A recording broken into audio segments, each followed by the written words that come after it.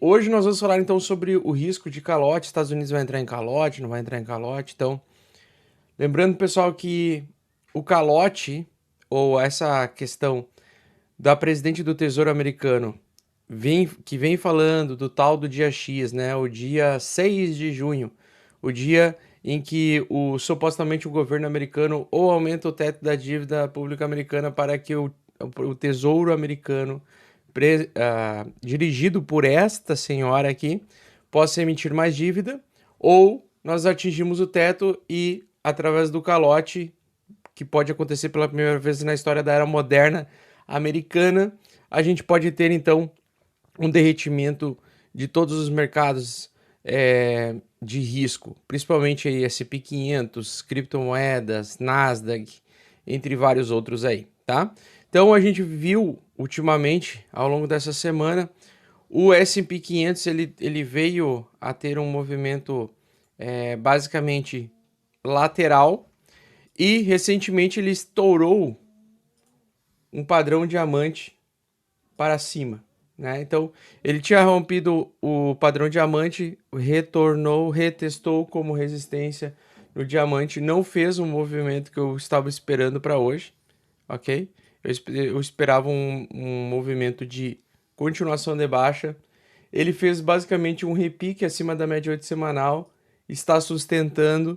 E se assim acontecer, se de fato isso acontecer, ele vai iniciar uma abertura de junho justamente de uma forma oposta àquilo que eu acredito que vai acontecer se tiver o calote. Então, se tiver o calote americano, né, e eles não elevarem o teto da dívida, e lembrando que isso é um problema político, não é um problema econômico, então se vai funcionar e se vai ter elevação do teto da dívida ou não, eu não sei ainda, porque geralmente o presidente Biden e o Congresso vão deixar para, sei lá, os minutos finais do segundo tempo, talvez um dia antes, para resolver essa situação de elevar o teto da dívida ou não, né? Então a gente tem agora aquele que talvez seja a semana definitiva, a semana que vai definir muita coisa para o nosso segundo semestre desse ano. Como eu acredito em continuação de baixa, em queda, para que haja um movimento de queda, a gente teria que ver o calote acontecendo, provavelmente, ou uma continuação do apertamento quantitativo, porque hoje a narrativa que nós temos é da continuação do aumento dos juros, do título dos juros, perdão, da taxa de juros, porque na taxa de juros que os Estados Unidos vêm cortando desde março do ano passado, a gente vê que hoje saiu o núcleo de índice do preço, o principal indicador utilizado pelo Banco Central Americano, pelo Federal Reserve, para determinar nas próximas reuniões, se vai levar a taxa de juros ou não. Nós tendo uma continuidade de elevação da taxa de juros, aí sim o mercado teria a continuar derretendo, a continuar caindo, os mercados continuariam de uma certa forma insolventes. Cenário que a gente vê desde final de 2021, né, pessoal? Principalmente criptomoedas. Criptomoedas começaram a recuar mesmo, a cair em novembro, ali no final de novembro para início de dezembro de 2021. Foi lá que começou o bear market. Desde então, nós já passamos 18 meses em bear market. Nós tivemos uma alta recente de 3 meses no início desse ano, que foi interrompida agora no dia 20 de abril desse ano. E aí a grande dúvida, a grande questão de muitos investidores é: vamos continuar caindo ou vamos retomar alta? Pois então, ontem, eu acho que ao longo dessa semana saiu aí o resultado do lucro da NVIDIA. E a NVIDIA começou a ganhar bastante valor de mercado. Inclusive, eu acredito que ela e algumas outras empresas que estão empurrando, são poucas empresas que estão empurrando o mercado para cima, empurrando o mercado para uma alta. Mas o que mais me surpreendeu aí nos últimos dias não foi nem a alta do S&P 500, mas foi a alta da Nasdaq. Por quê? Eu, Augusto, não acreditava nessa alta aqui da Nasdaq, tá? Eu não acreditava nessa alta, inclusive achava que era uma armadilha. Só que nós temos agora 3 barras de alta bem interessantes. Depois desse movimento aqui do dia 23 a 24 de maio, aqui ó, dia 24 de maio, eu achei que a gente ia realmente trazer para dentro dessa cunha ascendente de baixa e o mercado disse não. Nós temos força compradora suficiente para isso. Então, independente se é a Nvidia, qual que seja a entidade, isso daqui me chama muita atenção, porque isso daqui reflete a possibilidade do mercado de criptomoedas não cair, porque a Nasdaq, porque tanto a Nasdaq quanto o mercado de criptomoedas, elas andam muito juntas, né? Quando nós falamos em ativos de risco para investir durante um calote, o maior ativo de risco são as small caps, ou seja, ações de pequenas empresas. E a gente tem que considerar que 99% das empresas pequenas, elas estão hoje também sendo consideradas aí criptos, né? As criptos pequenas, as pequenas altcoins que prometem mundos e fundos, que prometem investimentos aleatórios e soluções aleatórias, ou seja, são praticamente tokens de startups que prometem muita coisa. E desde então nós não tivemos muito sangramento ou muita queda no mercado de criptomoedas. A gente teve uma queda forte, sim, no Bitcoin, no Ethereum e várias altcoins, a maioria das altcoins, lá desde dezembro de 2021. Porém, nós estamos tendo agora uma dificuldade de ver o mercado derreter e a Nasdaq hoje trouxe uma barra rompendo o topo anterior e esse rompimento eu não posso ignorar, tá? Esse tipo de movimento de rompimento eu não posso ignorar. Eu não sei se vai acontecer alguma armadilha ainda, se vai trazer um movimento de baixa na segunda-feira, se eles vão esperar o mercado, se isso aqui é uma atração para a gente acreditar em alta das Big Techs e depois na segunda-feira o mercado começa a vir derretendo. Não sei, realmente não entendo o porquê que está subindo em verticalidade com apenas poucas empresas mantendo e sustentando essa alta, mas eu preciso estar consciente de que se o mercado de criptomoedas romper a média 8 semanal e se manter acima, coisa que ainda não está fazendo, ok? Com a Nasdaq subindo e criando novos topos ou novos tetos de preço, eu vou ter que acreditar que o mercado vai voltar a subir. E que daí aquela tese, aquela ideia que eu tinha de que o mercado iria continuar caindo por mais 9 meses está errada. Por enquanto ainda, o que nós temos e a realidade que nós temos nós ainda temos mais política monetária de apertamento quantitativo pela frente, ou seja, a elevação da taxa de juros já está sendo precificada um aumento em 0,5 percentual para a próxima reunião em junho, lembrando que a próxima decisão de política monetária vai ser em junho. Então, nós temos também o risco de calote pela primeira vez na história dos Estados Unidos, pelo menos dos Estados Unidos moderno, como conhecemos, tá? O pessoal trouxe dados de que já fizeram calote, mas cara, isso lá quando os Estados Unidos estava decidindo o que ia ser, se ia ser dois Estados Unidos ou um Estados Unidos, então é basicamente lá na puta que pariu, tá? Esses a gente não considera, a gente tem que considerar agora, com a política financeira agora que nós temos, né? Lembrando que o dólar hoje é o ativo mais, vamos dizer assim, seguro do mundo, tá? Então, pelo menos por enquanto, né?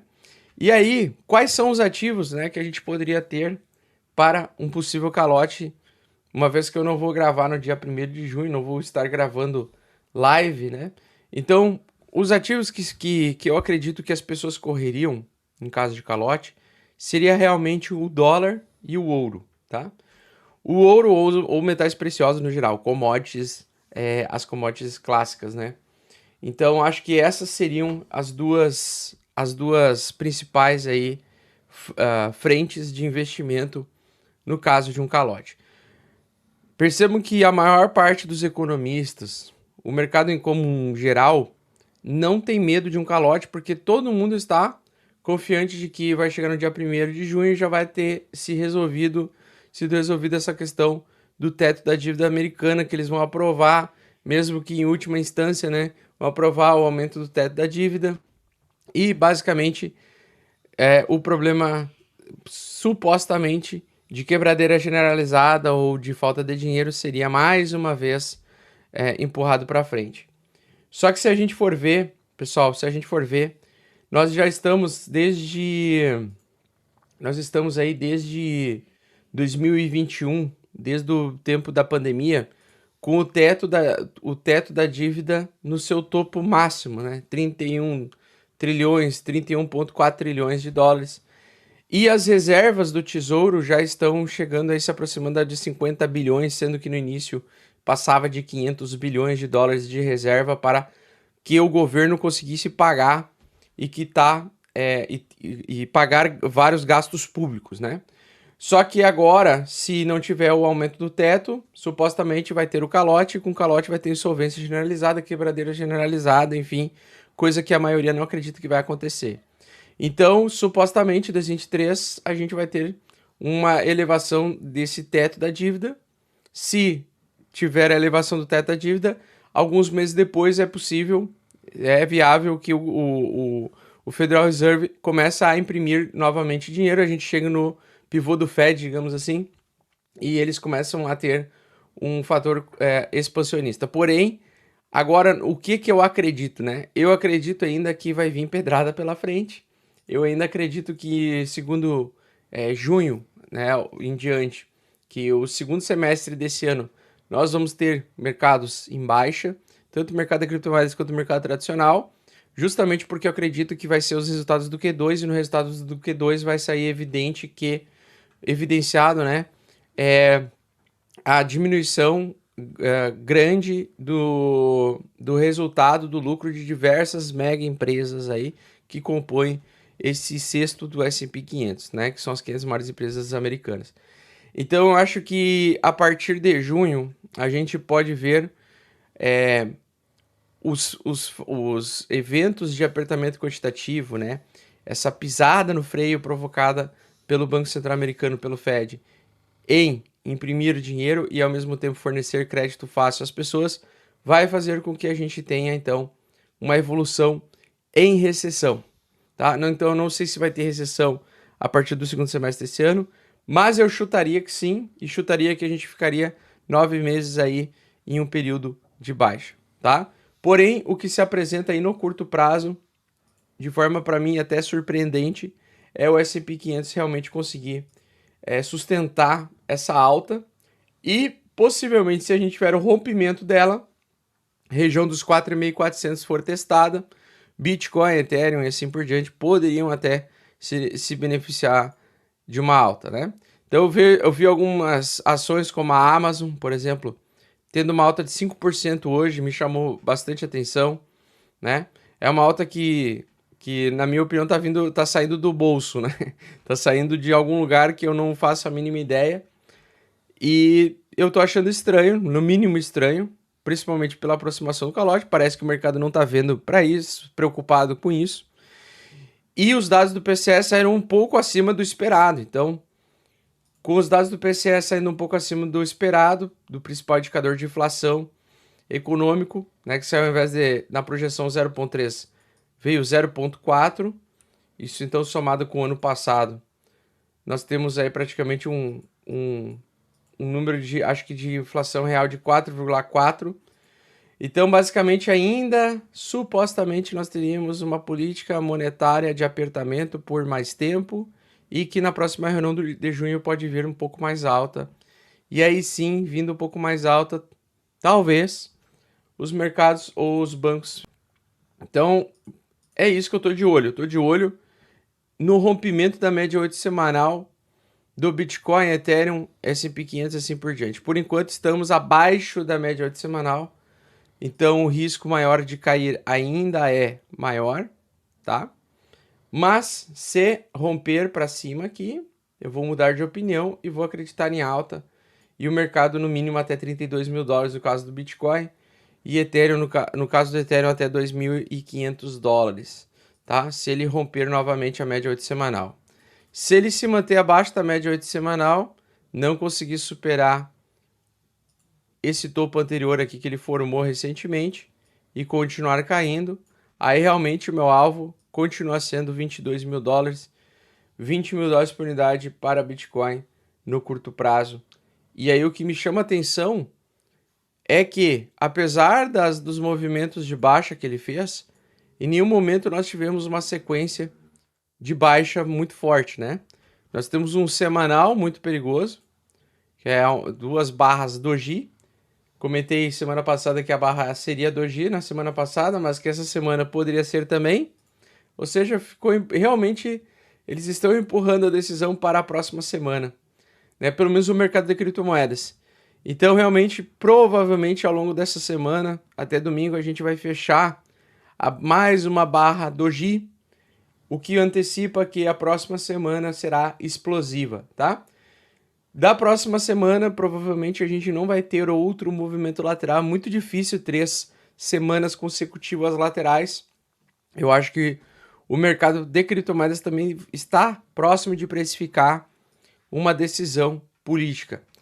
O mesmo acontece com as maiores, o total do tamanho do mercado de criptomoedas, tá?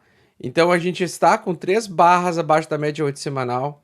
Lá no dia 20 de abril nós viemos a ter uma semana com o fechamento abaixo da semana anterior. Só que agora me chamou a atenção este doji. Lembrando que esse gráfico aqui é semanal do mercado de cripto, ele fecha só às 9 horas de domingo, tá? Então semana que vem ou vamos ter uma grande barra de alta ou nós vamos ter uma grande barra de baixa, não vai ter escapatória. Acredito que semana que vem vai ser a semana de movimento explosivo. Esperava que fosse essa semana já agora que nós estamos vivenciando, mas não aconteceu. Chegamos na sexta-feira sem uma grande definição. Vi algumas altcoins reagindo com uma pequena alta hoje. Então, a Ali reagiu com uma pequena alta. Nós temos aí o Ethereum reagindo com uma pequena alta também. Nós temos outras criptos aí, como o próprio Token Arbitrum, também formando uma barra de compra, né? Então, por enquanto, nós temos aí algumas altcoins e criptomoedas reagindo positivamente, acompanhando o índice da Nasdaq, tá? E semana que vem, provavelmente na semana em que eu não vou gravar, eu vou gravar só depois no dia 7 de junho em diante, ou seja, depois do dia 5, a gente vai ter então semana que vem provavelmente um movimento explosivo.